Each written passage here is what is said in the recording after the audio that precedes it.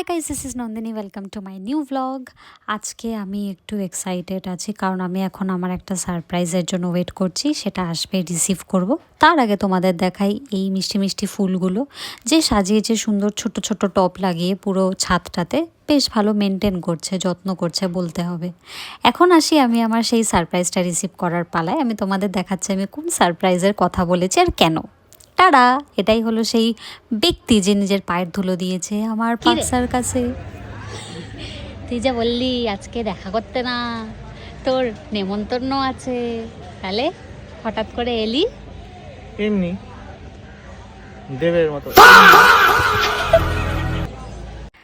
Anyways, যদিও এসেছিল but বেশিক্ষণ থাকেনি, একটু ঘুরঘুর করলো, আমায় অনেক কিছু জ্ঞান দিল, তারপরে ওর ডিরেক্ট ট্রেনটা ধরলো, ধরে বাড়ি চলে গেল কারণ ওর নেমন্তন্ন আছে। এখন এক্সাইটমেন্ট তুঙ্গে। এরপরে আমি পাড়াতে ঢুকেই দেখি এরকম অন্ধকার, কোথাও কারেন্ট নেই, আমাদের বাড়িতেও কারেন্ট নেই, মা এভাবে কাজ করছে।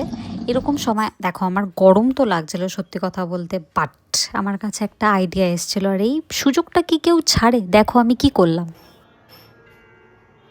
বাংলা সাহিত্যের রোমাঞ্চকর কিছু গল্প দিয়ে সাজানো আমাদের এই বিশেষ নিবেদন সানডে সাসপেন্স।